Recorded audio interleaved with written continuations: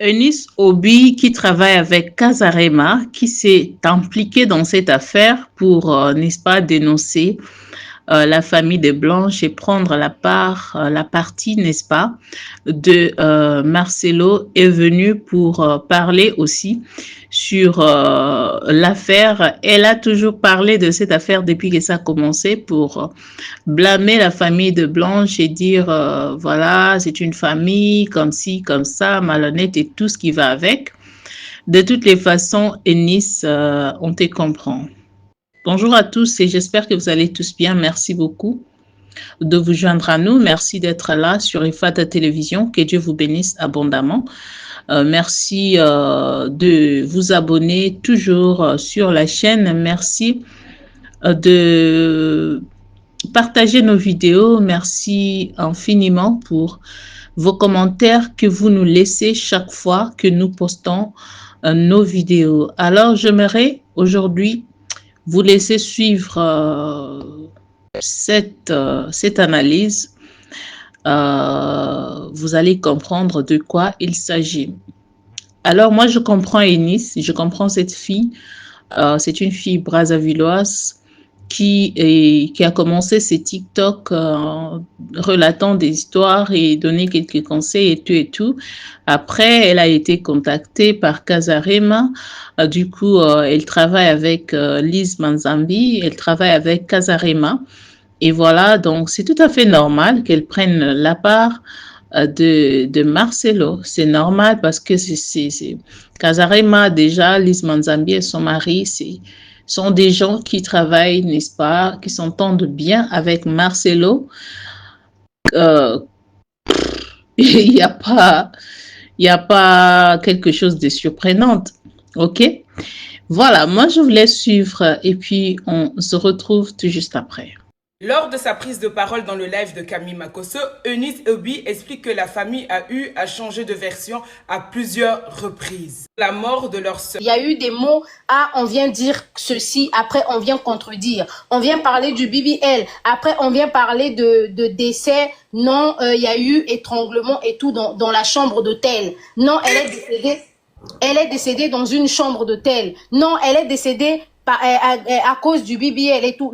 Donc, les mêmes personnes qui rapportent les informations, des informations fausses. Alors que depuis le début, avec l'avancement de l'histoire, Christophe n'a jamais tenu un propos sur le BBL. Il a toujours dit et il a toujours insisté que leur sœur n'est pas morte à cause du BBL, que cela a été démenti et que c'était une rumeur que le pasteur Marcelo a voulu lancer sur la toile, mais bien que sa sœur est morte suite à malheureusement un étranglement dans une chambre d'hôtel. Je vous laisse l'extrait ici.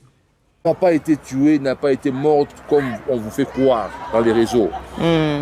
Ils ont créé cette histoire-là des BBL, je ne sais pas, pour distraire les gens. Mais la vraie cause, la vraie réalité est que Blanche a été assassinée à l'hôtel.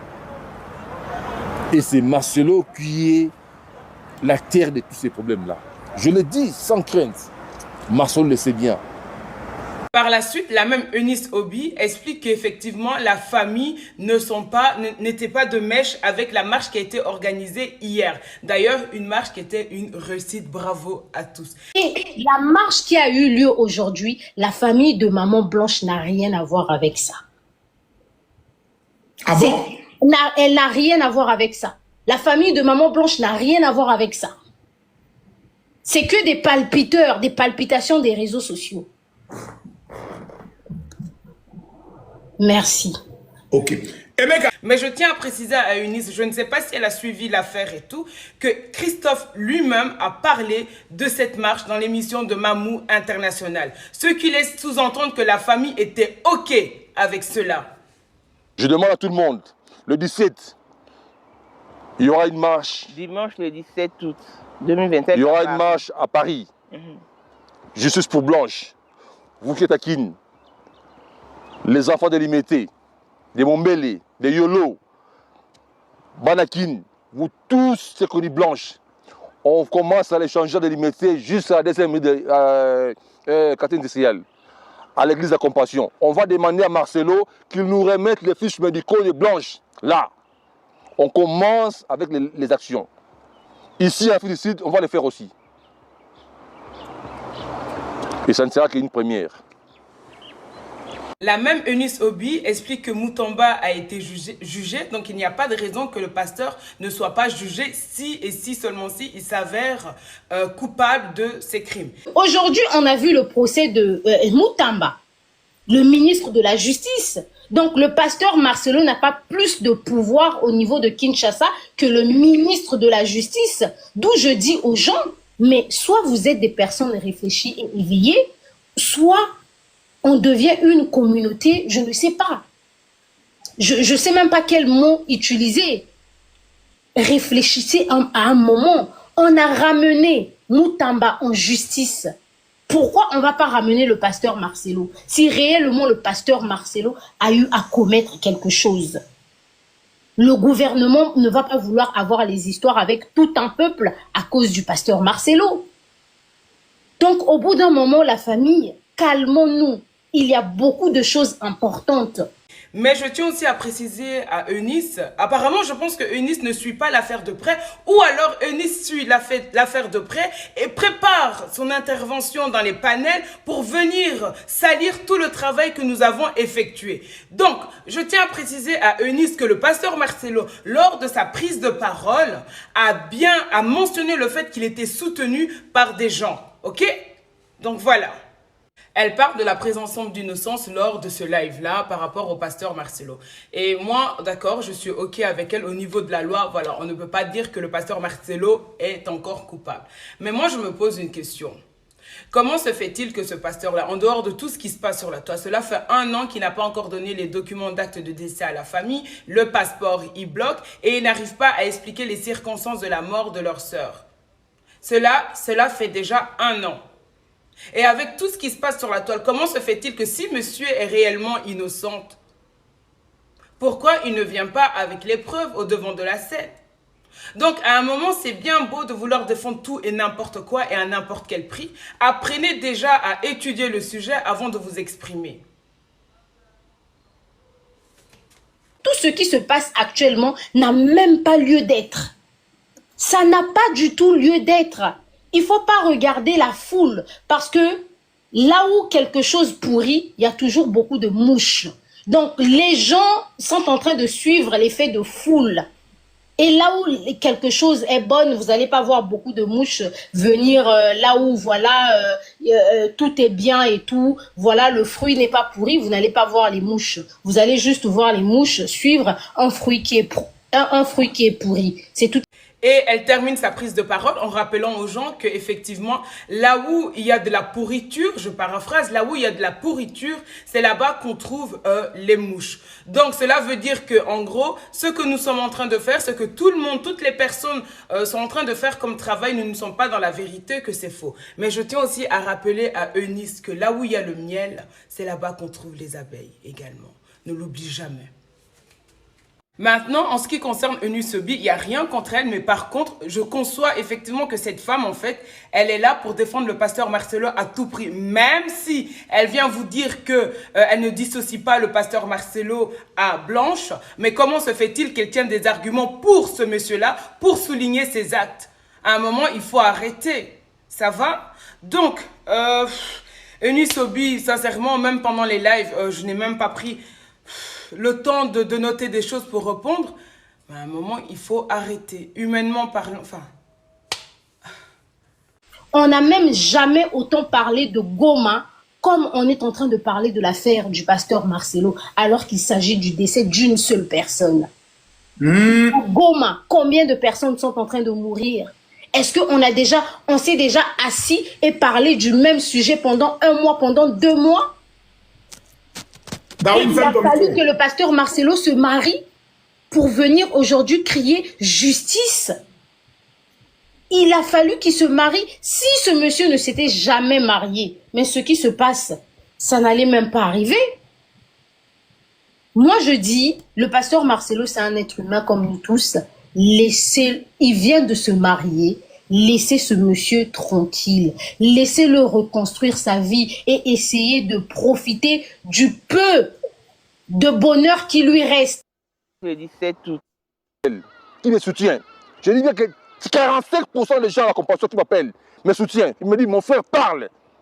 Là, c'est la compassion. Mon frère parle. Mon frère parle. C'est pas clair. Et on va encore parler.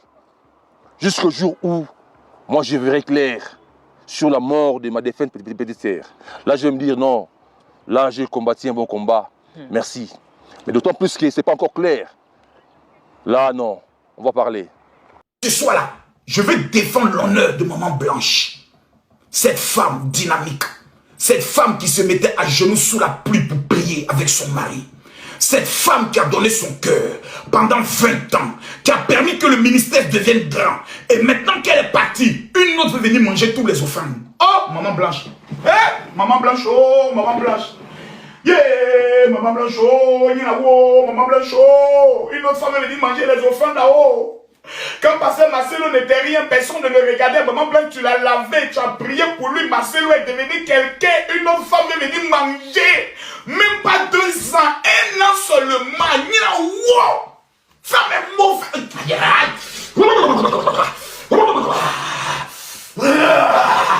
Je vais taper fort.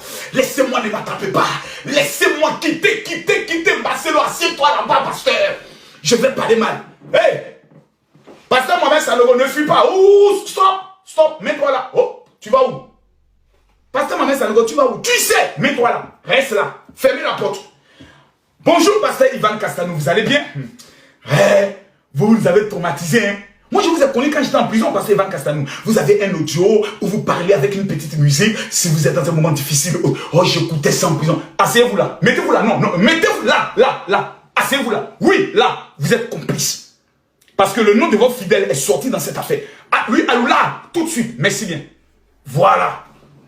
C'est moi, papa, aujourd'hui. Il n'y a pas quelqu'un qui est père, c'est moi le père. Il n'y a pas quelqu'un qui. Vous allez vous asseoir ici. Il n'y a pas quelqu'un qui est pasteur, qui est son ami ici. Voilà. De 1999 à aujourd'hui, ça me fait 26 ans que je suis au service de Dieu. Personne ne peut m'intimider ici parmi vous. Asseyez-vous. Je vais vous parler aujourd'hui. Vous croyez qu'on est là pour s'amuser? Vous croyez que c'est un jeu? Vous allez foutre les choses et puis c'est nous qui on va insulter, on nous traiter comme des... Hey, asseyez-vous, je vous parle aujourd'hui. Pasteur Marcelo, Pasteur Mohamed Sanogo. Pasteur Marcelo, lors de la prise de parole, traite la famille de Maman Blanche de cupide. Mais je pense que ce pasteur Marcelo, il a oublié aussi de dire à son assemblée que quand il fallait faire le choix entre 2 partenaires, parce qu'il y avait 2 hommes qui se sont présentés pour marier Maman Blanche, il y avait un qui avait une situation qui était assez aisée, ok? Et puis, il y avait le pasteur Marcelo qui était quand même quelqu'un de précaire à l'époque. Et quand bien même sa situation, la famille de Maman Blanche l'ont choisi. Pour votre information, il y avait 2 hommes qui étaient venus. Il y avait un homme qui voulait fiancer Blanche.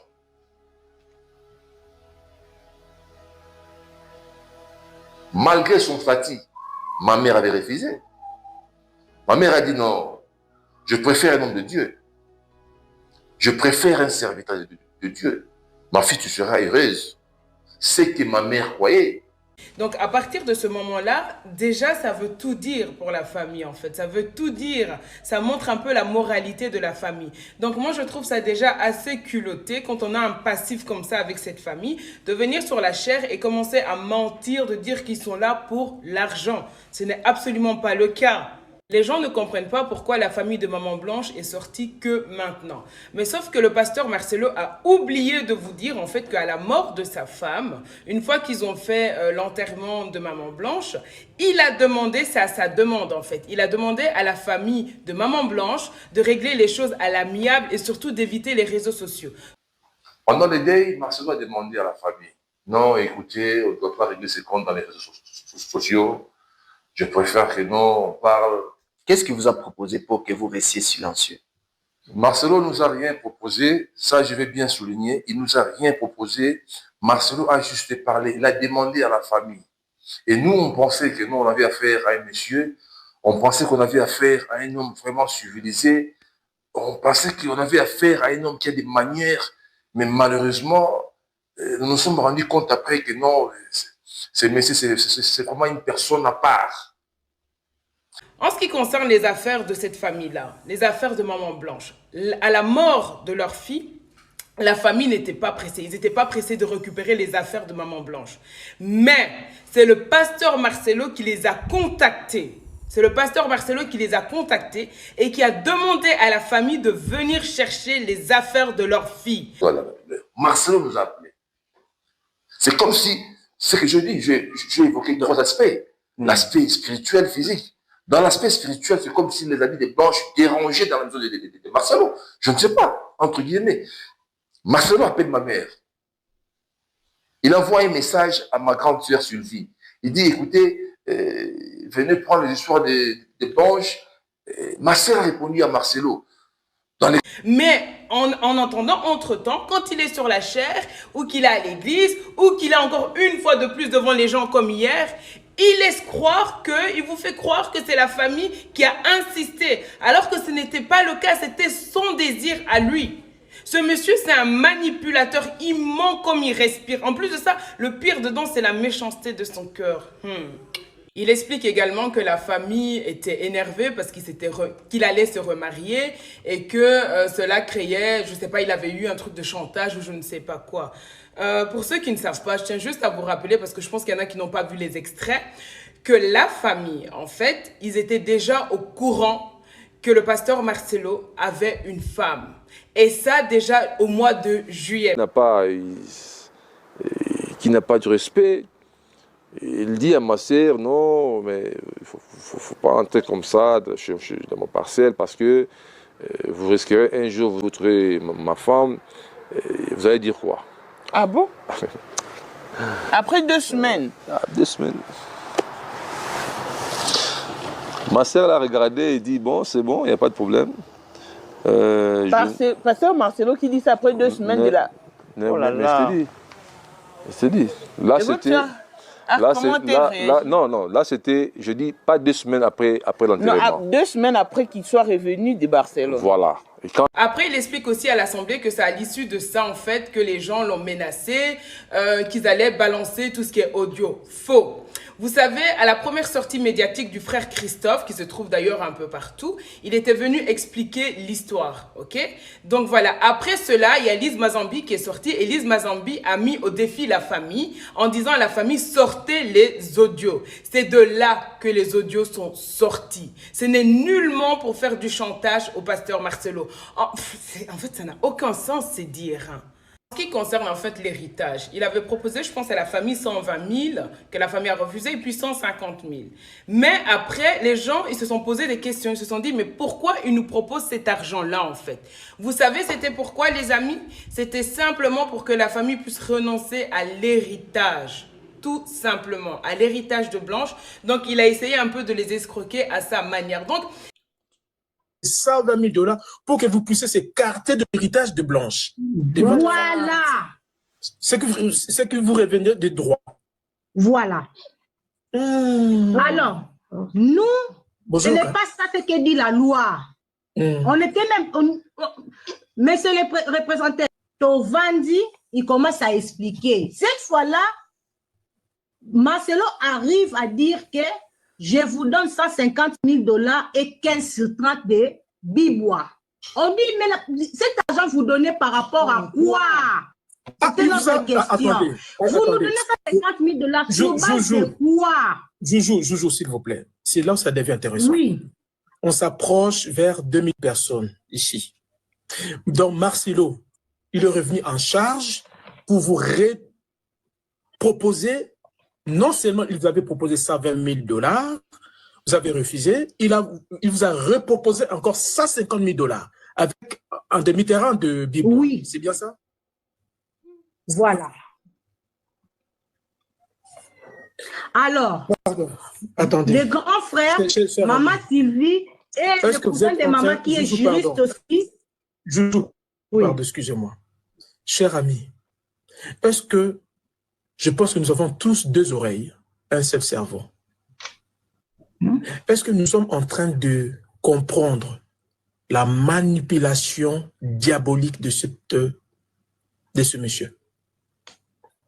Je ne sais pas. Il n'a jamais été question de 80 000, il n'a jamais été question de l'héritage, même pour les vêtements. La famille ne voulait pas récupérer les vêtements. C'était lui qui a demandé à la famille de venir vite récupérer les vêtements. Mais oui, puisque sa nouvelle femme devait, je pense, venir chez lui de temps en temps. Donc, il fallait absolument dégager de la maison tout ce qui était, tous les affaires de Maman Blanche. Les amis, de toute façon, vous savez, on vous a montré par A plus B que ce monsieur-là, c'est un menteur. Mais il a quelque chose en lui, c'est qu'il a l'art oratoire. Il sait parler, il sait manier les mots. Moi, ce qui me fait rire et tout, j'ai vu un extrait comme ça sur, encore, je pense que c'était sur TikTok et tout, là où il mendiait de l'argent à l'église. Il demandait aux, comment dire, à ses disciples, aux gens qui étaient là, de participer aux frais de l'église. Mais en même temps, le même jour, c'est le même pasteur qui avait pris le micro, qui a dit que quoi? Que lui, il a l'argent, que voilà. Mais attendez, monsieur, est-ce que vous avez l'argent ou vous n'avez pas l'argent? Donc, si vous avez l'argent, pourquoi vous demandez à vos disciples ou je ne sais pas quoi, là, vos adeptes, de commencer à contribuer pour l'église? C'est pas normal, ça. C'est pas normal, monsieur. En ce qui concerne le pasteur Marcelo, j'aimerais juste lui dire que ça ne sert à rien de commencer une guerre des médias avec les gens sur Internet, sur TikTok et toutes chaînes confondues, YouTube ou quoi. Vous savez, même à la présidence, les présidents, ils travaillent énormément avec les journalistes parce que, comme je vous ai dit, les médias sont une puissance. Donc, quand vous voyez que les gens d'Internet, c'est-à-dire tous réseaux confondus, sont contre vous, soyez humbles. Par rapport à cette histoire-là, monsieur, il y a plein de choses qui montrent que vous êtes coupable, en fait. Certes, vous avez de la chance, de là où vous êtes, on ne peut pas, soi-disant, vous atteindre. Mais, derrière, il y a des blogueurs, il y a plein de gens qui regardent vos émissions, qui vous regardent de loin et ils n'ont pas peur de charger votre dossier. Donc, le mieux, monsieur, c'est de vous rendre. Parce qu'au risque, ils vont vider vos églises. Vous savez, vous pouvez avoir peur. Il faut avoir peur des blogueurs. Il faut avoir peur de tous ces lives, TikTok, de tout ce que vous voyez sur Internet là. Parce qu'ils vont mettre fin à votre carrière. Donc, c'est mieux de vous rendre que de commencer à ouvrir une guerre que vous n'allez pas assumer. Parce que maintenant, personne n'est bête ici. Personne n'a le cerveau éteint. Nous savons que vous êtes coupable. Il y a toutes les preuves qui sont contre vous. Toutes les preuves. Toutes les preuves, une preuve, toutes les preuves qui sont contre vous. Donc, monsieur, s'il vous plaît, je ne sais pas si vous avez le cardio, si vous êtes prêt pour cela. Et j'aimerais juste souligner un truc, les amis. Pasteur Marcelo, j'avais vu un extrait là où il était en train de crier en disant qu'il n'y a personne, il y a des gens qui ne le défendaient pas et tout ce qui s'ensuit. Je vais vous mettre l'extrait ici après. Mais je tiens juste à vous préciser, en fait, il ne s'adresse pas aux gens de son église. Il s'adresse à tous les pasteurs qui ne l'ont pas soutenu. Parce que depuis qu'il y a eu, parce qu'il est au cœur d'un grand scandale, on dirait que tout le monde l'a lâché. On dirait que les gens l'ont lâché. Il n'y a que le prophète Joël Tatou qui est sorti, qui a défendu son ami. Il avait fait une première vidéo sur sa page et puis il a fait une sortie à sa manière dans son église ou je ne sais pas où. Mais sinon, les autres pasteurs, il n'y a personne qui soutient ce monsieur. Donc, monsieur, s'il vous plaît, je ne sais pas si vous avez les épaules solides pour tenir contre la pression du peuple. Parce que les gens ne vont pas vous lâcher. Parce qu'il y a le sang qui crie, le sang de cette femme qui crie justice et cette justice sera rendue. Ça va? Voilà, merci d'avoir suivi, merci d'avoir été là du début à la fin. Mettez dans les commentaires ce que vous pensez de cette petite analyse qu'on vous a laissé suivre. Faites-nous savoir dans les commentaires. De toutes les façons, cette affaire, nous attendons que la justice fasse son travail. Et moi, je me demande jusqu'à quand la justice va rester calme. En fait, la justice ne peut pas réagir elle-même. Il faut qu'elle soit saisie par des gens. Mais ces gens-là ne viendront que dans la famille de Blanche. Qu'est-ce que vous attendez pour saisir la justice? Qu'est-ce que vous attendez? Vous attendez qu'on vous donne des clous? Vous attendez qu'on vous fasse quoi? Qu'on vous dise quoi? Pour aller saisir la justice? Ça, c'est une question. Je vous laisse dans les commentaires. Parlez et partagez cette vidéo et à la prochaine.